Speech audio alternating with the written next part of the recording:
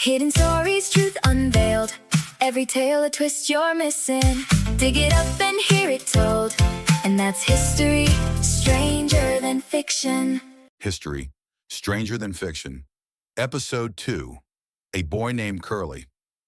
Our story resumes 2 years before the Rock Island Bridge incident, with the steady creak of wagon wheels on hard-packed earth, along what one day will be a stretch of U.S. Highway 26. The railroads aren't bringing the massive numbers of settlers into these lands yet. This is a segment of the Oregon Trail along the Platte River in present-day Wyoming. It's a 57-mile stretch from the present-day Nebraska-Wyoming state line to Fort Laramie. What would take a car to traverse in 90 minutes takes a wagon train 3 days. Ruts, from wagon wheels cut into solid rock, can be seen in the area to this day. Dust rises in pale clouds enveloping a long line of covered wagons. The wind ripples through the canvas tops covering the wagons, which number 69 in all. This is the Hans Peter Olsen train, named for its captain. Horses, mules, and oxen strain at their harnesses. The occasional clang of metal, a low whinny of a horse, punctuate an otherwise vast silence. Between wagons, livestock, cows, sheep, pigs, trudge along, tethered to the wagons. Each labored step makes an imprint in the prairie dirt. At the head of the train rides Hans Olsen, a man in his 30s, his face weathered and cracked from the sun and wind. A life lived hard on the prairie frontier. A snake slithers onto the trail. It begins to shake its tail in a violent warning. 2 wagons glide past without incident, but the third drifts close to the reptile. The snake strikes at a cow, and the animal jerks violently. The worn rope around its neck snaps. With a terrified bellow, the cow bolts, kicking up clouds of dust as it races toward the horizon and vanishes. A rider sees the commotion and comes over. Words are exchanged. The rider tips his hat, spurs his horse, and presses forward, passing several wagons until he reaches the head of the train, where Olsen trudges ahead. It's agreed the cow will need to be retrieved by the Army. Soon we're in the quarters of the fort's commanding officer, Lieutenant Hugh Fleming. Before we go further, we need to think about life on the frontier for the average soldier. Garrison duty on the western frontier was often described as miserable, dull, and thankless. Daily life consisted of intense boredom, crushing isolation, and relentless menial labor, such as woodcutting. While Hollywood often focuses on battles, the reality for a cavalryman was that scouting or combat was rare, leaving them confined to remote posts for years at a time. Many forts were hundreds of miles from the nearest town, with little to do but wait, psychologically as well as physically isolated. Fort Laramie was such a posting. Lieutenant Lawrence Grattan eagerly volunteers to fetch the cow from the Lakota village. He'll take a platoon of 30 men, also volunteers. He has no problem with turnout. Christian Larson, owner of the cow, informs the Army short of the cow he would accept $25 to purchase a new cow in Salt Lake. Grattan takes a civilian French-Canadian trapper with him for use as an interpreter. His name is Lucien Auguste. With the beaver and now the buffalo mostly extinct in this area, he has turned to Fort Laramie to make a living. He was never meant to be a diplomat. Through marriage, he became tied to the Ojibwe tribe. See, the word Lakota means ally or friend. It's how the tribe likes to be known. The word Sioux comes from the Ojibwe word for little snakes. It's an insult, and it's how Auguste and most white men know the Lakota, not as Lakota, as Sioux. Auguste is drinking whiskey and nearly falls out of the saddle as they enter the village. Lakota villagers part as they enter the village, but scowling young warriors begin to assemble on the outer edges of the crowd. It's a large village, larger than usual. There are nearly 1,200 warriors here, with bands from most of the 7 council fires. The Oglala, which means dust scatters, the Sakanju, which means the burnt thighs, the Hunkpapa, which means the end of the circle, the Minikanju, which means the planters by the stream, the Sihasapa, which means the Blackfoot, the Ita Jipcho, which means those without bows. The whites often refer to their tribe as the Sans Arc, and the O-O-He-Nupa, which means the two kettles. Conquering Bear, a chief of the Burnt Thighs, steps through. Conquering Bear was tall and broad-shouldered, with a strong, upright posture that reflected both confidence and leadership. His face is calm and composed, with steady and observant eyes full of patience and deliberation. He's a man of peace. Like many Lakota men of his status, he wears his hair in long braids, parted in the middle, falling loosely onto his shoulders. A boy who is about 12 is at his side. The boy is an Oglala with a striking appearance. He's reserved and quiet, but moves with grace like a mountain lion. He has light brown hair with a slight wave, unusual among his people, and when the sun strikes it from behind, he could be mistaken as a blonde. He doesn't braid his hair. He wears it loosely around his face and tied back without ornament. Lieutenant Grattan engages Conquering Bear through a gust. Conquering Bear explains what happened to the cow. When the cow came into the camp, it was slaughtered, and the people ate it. A visitor named High Forehead killed it. The people were hungry. The buffalo are gone, so they ate the cow. He offers his two best ponies as payment for the cow. Everyone looks at Grattan to see if this is acceptable. $25 back then would be nearly $1,000 in today's money. The Lakota don't have it, but two Indian ponies would have been worth about $20 or $25. Grattan rejects the ponies and demands the $25 or High Forehead. Conquering Bear is confused. By treaty, the Indian agent is supposed to handle disputes between his people and the whites. But the Indian agent is away and no one knows when he'll be back. Why are the soldiers being so unreasonable about this cow? Conquering Bear cannot give up High Forehead. He is Mini Kanju and he's a guest. A crowd is pressing around. The soldiers are getting nervous. In the crowd are two imposing war chiefs. The older one is also Burning Thighs. His name is Spotted Tail. The younger one is Oglala. His name is Red Cloud. Maybe the coming bloodshed could have been avoided if Grattan understood Lakota. Lakota is a set of cultural values that guide Lakota behavior. It is predicated on respect.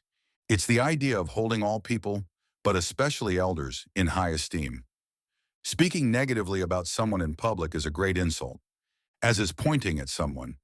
We can only guess how Lieutenant Grattan and Lucien Auguste treated Conquering Bear. More likely than not, it was not in accordance with Lakota. Maybe the presence of Spotted Tail and Red Cloud and the warriors who followed them, working their way around the edge of the crowd, unsettled them. As the negotiations continued, warriors painted for war began riding around edges of the village. A Lakota warrior, painted for war, is a terrifying sight. The warriors often belong to warrior societies, each with different thresholds for entry and expectations for members. A warrior was free to join any society he earned the right to join, but only belonged to one at a time. Some of the more prominent societies were the Crow Owners, the Kit Fox, the Strong Hearts, the Badger Society, the Owl Headdress, and the Bear Lance Society. Younger warriors usually joined the Bear Lance Society. A bear lance was symbolic of a warrior who had not yet achieved any honors in battle, but a commitment and the courage to seek them out. The Crow Owners acted as scouts and were often the first warriors to engage with an enemy. His hair falls long, often braided, threaded with dark crow feathers that shift and flutter with every movement.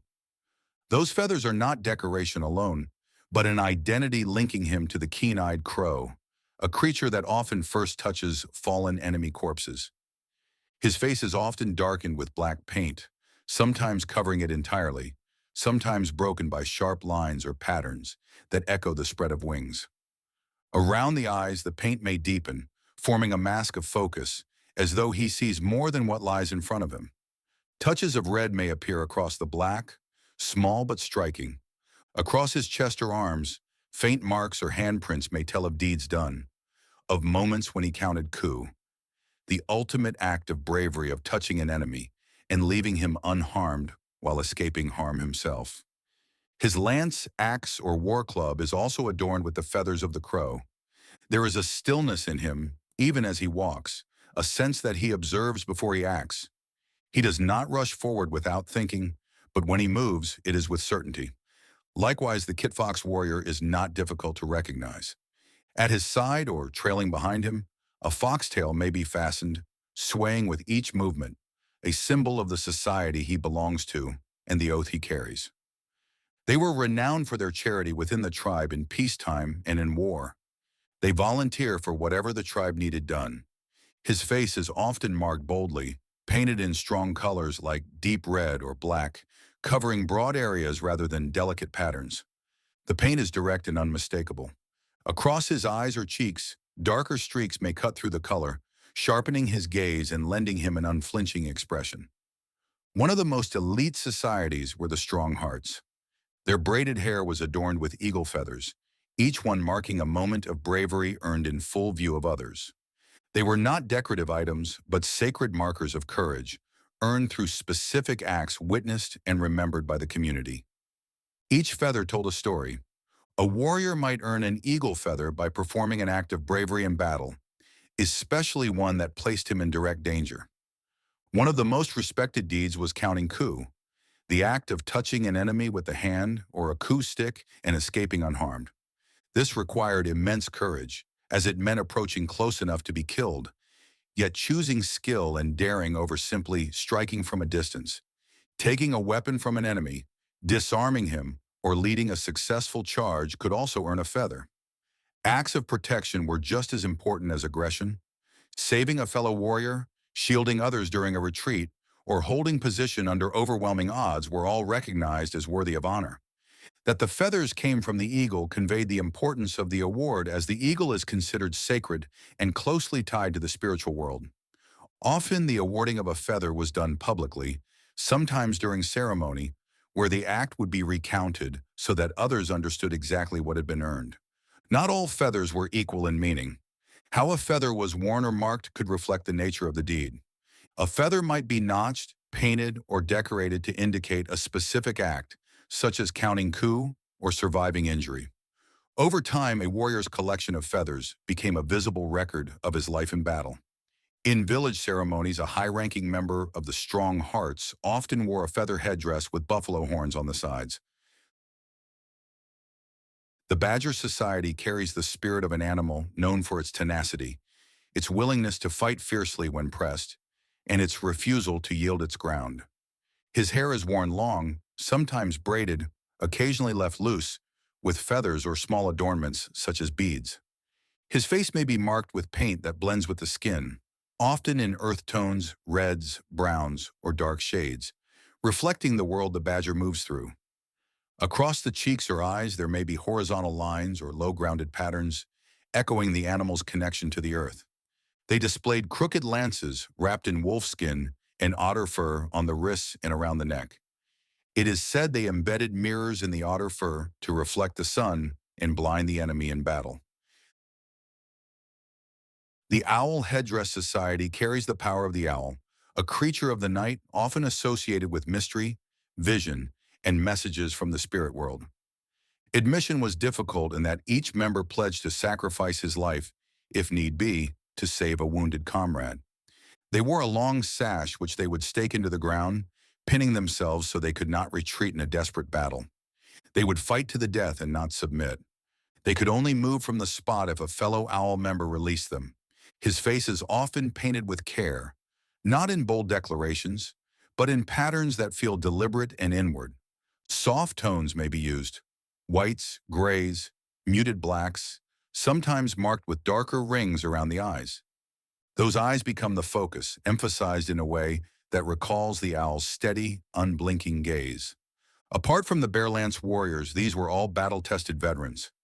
They have fought against the enemies of the Lakota, tribes such as the Crow, Pawnee, Utes, and Shoshone. The Lakota were widely recognized for their extraordinary skill in mounted warfare, a mastery that made them among the most formidable cavalry-style warriors in history. From a young age, Lakota children were trained to ride bareback, often learning to control horses at high speeds over rough terrain. By adolescence, warriors could shoot arrows while riding at full gallop, a feat requiring extreme balance and coordination. They learned to adjust their torso and hips to absorb the motion of the horse without destabilizing the shot. Lakota archers could shoot multiple arrows in quick succession at moving targets, such as enemy riders in war and buffalo, while hunting. They could fire while executing sudden turns, often inflicting damage, and then moving out of range before an enemy could return fire. Elite Lakota could knock, draw, and release with either hand while simultaneously steering or controlling multiple horses. They often use swapping techniques, shooting an arrow, letting a comrade ride past to provide cover, and then re-engaging to establish almost continuous fire from horseback. Unlike some neighboring tribes that relied more heavily on firearms, the Lakota could sustain volleys without exhausting their supply of bullets, a significant tactical advantage during long raids. There is another technique, one so striking it shows why they were so feared on the plains. Essentially, it combined acrobatics, marksmanship, and horsemanship at levels rarely seen in history. It wasn't just riding a horse, it was turning the horse itself into part of the warrior's shield. A Lakota warrior would lean far forward over the horse's neck, sometimes hanging almost beneath the horse's head. Using their legs to grip the horse's shoulders or chest, they could maintain stability at full gallop, even while the horse was running at top speed across uneven terrain. This position allowed the warrior to use the horse's body as a literal shield, exposing very little of themselves to enemy fire while approaching or retreating. While hanging low, the Lakota could shoot arrows, and later firearms, through the small gap beneath the horse's neck.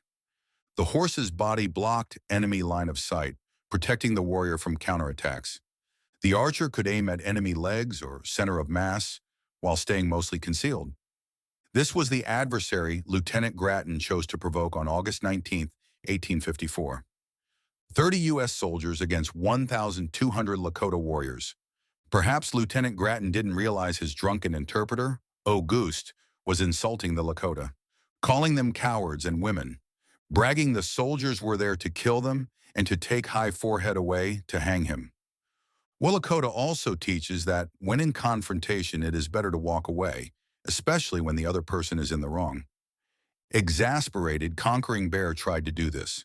He tried to walk away, to diffuse the situation, to calm the warriors and disengage from Auguste and the soldiers. It didn't work. We don't know who, but someone fired when Conquering Bear turned away. He was shot in the back.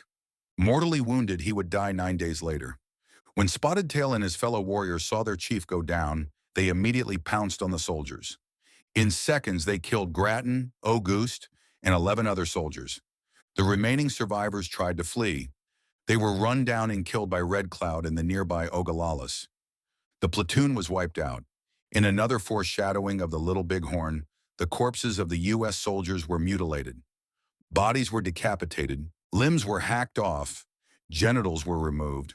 While this seemed a barbaric practice to the soldiers who recovered and buried their slain comrades and fueled a desire for vengeance and feelings of disgust for Lakota, the desecration of the dead was a Lakota cultural practice. The Lakota believed that a person's spirit, wakan, remained connected to the body after death. If the body was left intact, the spirit could more easily move on peacefully or retain strength in the afterlife.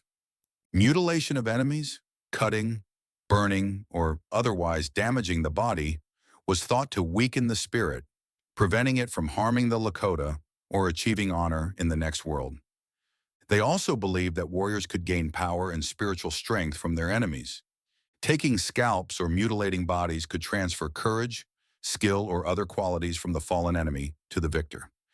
Mutilation also provided a fear factor. It warned enemies of the tribe's ferocity, possibly deterring future attacks. Outraged, the army moved immediately for vengeance on those responsible, especially Spotted Tail and Red Cloud. But the village of Sikanju and Oglala did not wait around for the army to counterattack. They were masters of mobility. Lakota villages could break down and move with astonishing speed. A Lakota village could be ready to travel in just a few hours. Organization was key. Each family had its own teepee and assigned tasks. Teepees were conical structures made of buffalo hides over wooden poles. They were designed for quick assembly and even quicker disassembly. The hides were removed from the frames. The poles were gathered and tied together. Household belongings were packed onto horses or a travois, a sled-like frame pulled by horses, ideal for carrying heavy loads. The basic travois consisted of 2 long poles, usually made from straight tree branches. The poles were arranged in a V shape, with the point of the V tied to the harness of a horse or dog. The back ends of the poles dragged along the ground, often sharpened or smooth to slide easily over soil and grass. A platform or crossbars were attached between the trailing ends of the poles to hold loads. Lightweight teepees, household goods, firewood, and tools could be lashed onto this frame. As more able-bodied family members tore down and packed the teepee, children and the elderly packed items to be carried in storage bags. Dogs also played a vital role. They helped pull smaller travois, often carrying small children. Dogs also alerted the village to danger and sometimes guided stragglers. A skilled family could dismantle and pack a teepee onto a travois in 15 to 30 minutes. In urgent situations, a village of 50 to 60 teepees could start moving within 1 to 2 hours. They could cover 15 to 20 miles in a single day.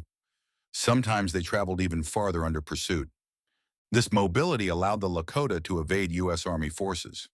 To confuse any pursuit, they would split into smaller groups and take different routes to prearranged locations for reassembly. Without local guides, soldiers had no way to predict where a village would be set up. A single missed sign on the trail or wrong turn could waste days or even weeks. Logistics added another layer of difficulty. Soldiers could run out of food, water, or ammunition while searching blindly. Every delay increased danger and fatigue, but the United States government was undeterred. For the punitive expedition for what was now called the Grattan Massacre, the Army calls on Lieutenant Colonel William Harney. Harney is a veteran of the War of 1812, the Blackfoot War, and the War against Mexico. He also has experience hunting pirates in the bayous of Louisiana. On September 2, 1855, he sets out with 425 men and locates the Saikonju village, now led by Little Thunder. Although Little Thunder and others come forward with a white flag, Harney refuses to talk peace with them, nor does he shake Little Thunder's outstretched hand. While meeting with the chief, he coordinates to have his infantry and cavalry charge into the village. 4 soldiers and 86 Lakota, half of them women and children, are killed. 70 more Lakota, mostly women and children, are taken prisoner. Spotted Tail is shot in the chest yet survives. He will spend time at Fort Leavenworth prison. After the brutal attack on Little Thunder's village, tensions between the U.S. Army and the Lakota only deepen. In 1856, Spotted Tail, though recovering from his wounds, emerged as a vocal and respected leader. While imprisoned at Fort Leavenworth, he carefully observed the Army's operations and politics, gaining insights that would later serve him in negotiating with U.S. authorities. Meanwhile, the Army stationed more troops along the Platte River and the Black Hills region. After repeated Army raids in the 1850s, leaders like Red Cloud of the Oglala Lakota and Dull Knife of the Northern Cheyenne started holding joint councils. They agreed to support one another militarily, and in some cases, coordinated raids against Army forts and settlements.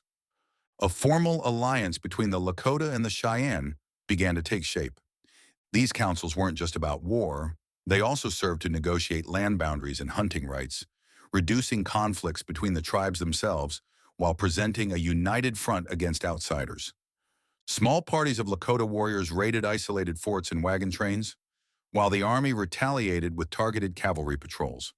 These clashes, though not large-scale battles, spread fear among settlers and fueled calls in Washington for more aggressive measures.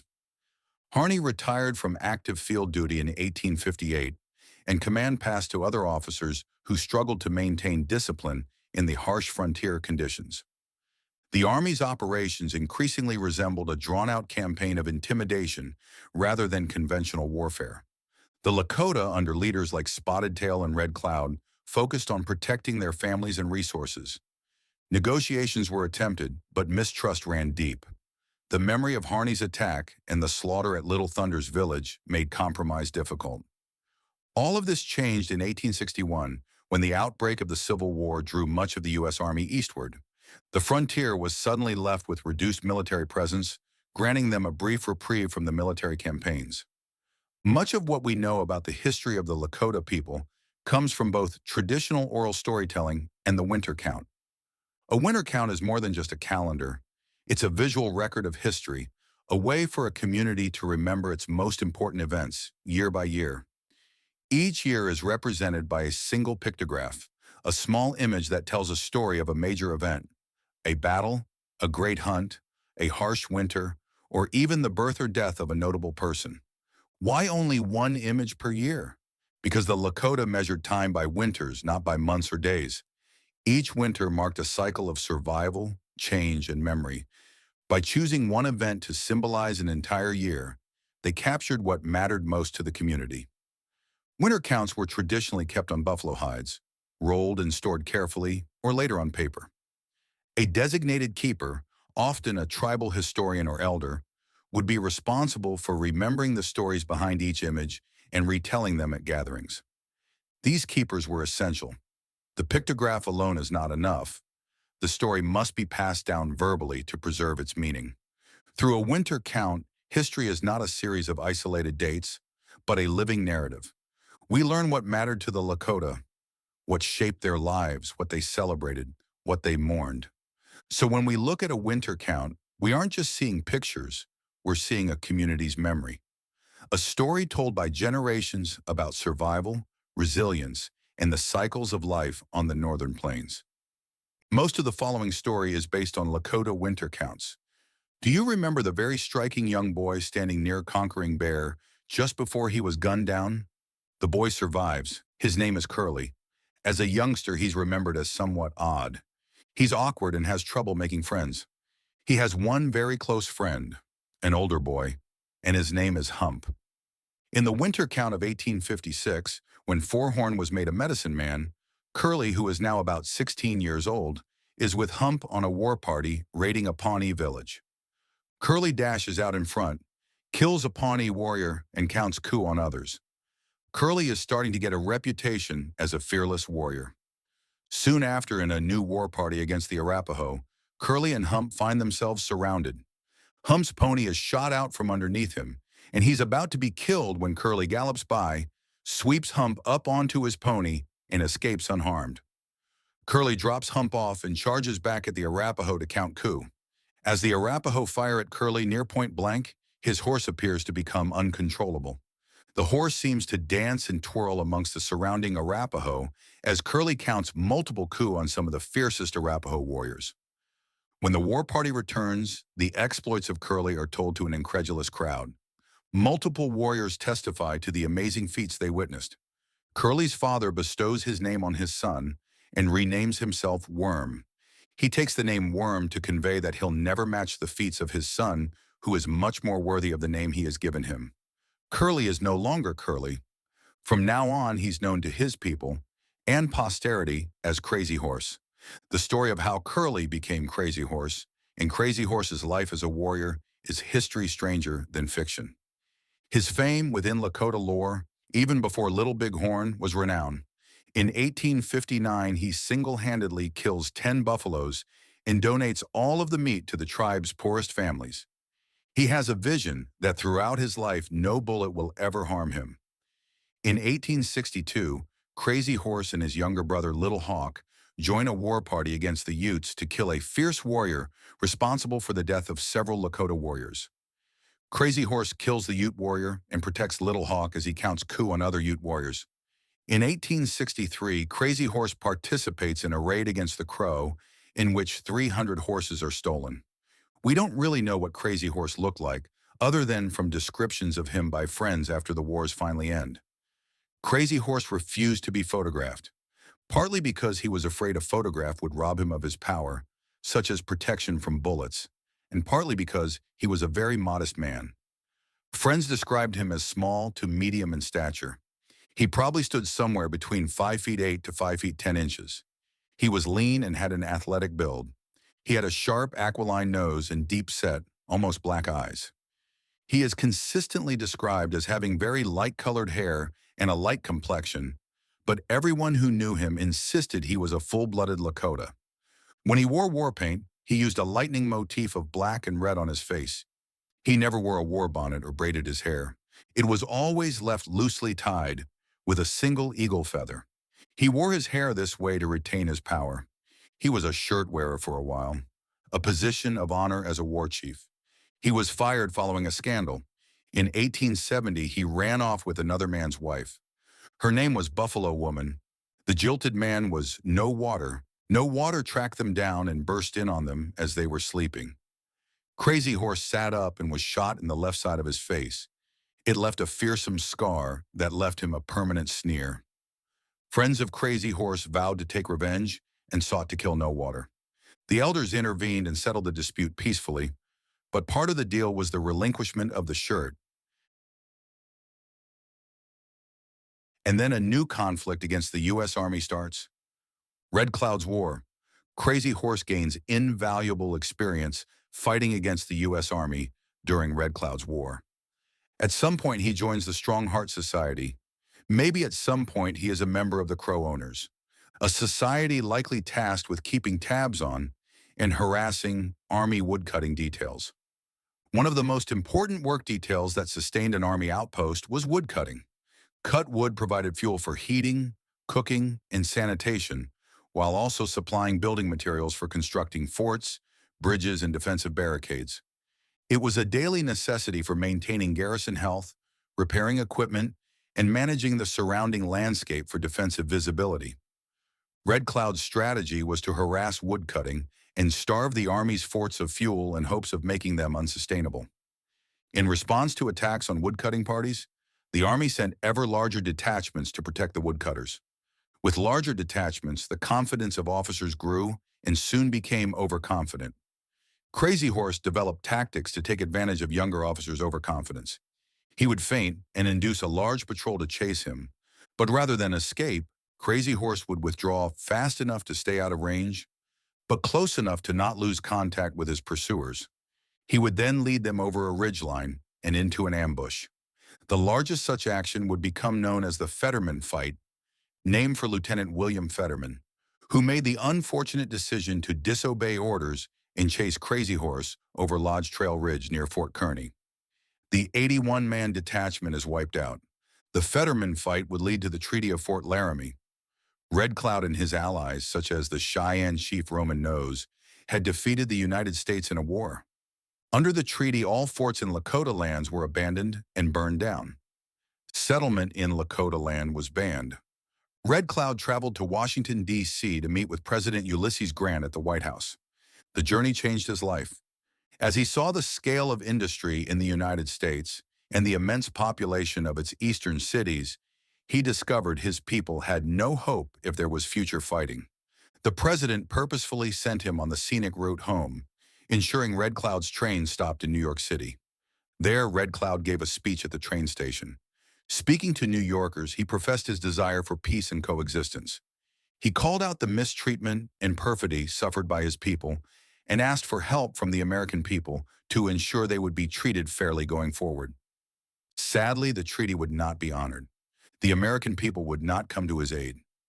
After the discovery of gold in the Black Hills, fortune seekers would flood into Lakota lands. The U.S. government would only give a half-hearted attempt to keep them out. Economic pressure from the recession caused by the Great Panic of 1873, when railroads and banks collapsed, meant an influx of gold into the U.S. Treasury was too tempting to pass up. When the Lakota rise to fight again to protect their way of life, they will not be led by Red Cloud. He recognized the futility in fighting and tried to set an example by staying on the reservation. Viewed with suspicion by the whites, he also became a target of scorn from his own people for refusing to fight. Crazy Horse would fight, and so would a revered chief of the Hunkpapa, his name, Sitting Bull. Oh, and the soldier who led the 1874 expedition into the Black Hills. The expedition that discovered gold and ultimately led to a tsunami of miners and settlers now brought in ever great numbers by the railroad. The deluge that would end forever the traditional world of the Lakota. Well, that was George Custer. Our next episode will take a look at the stranger than fiction life of George Armstrong Custer.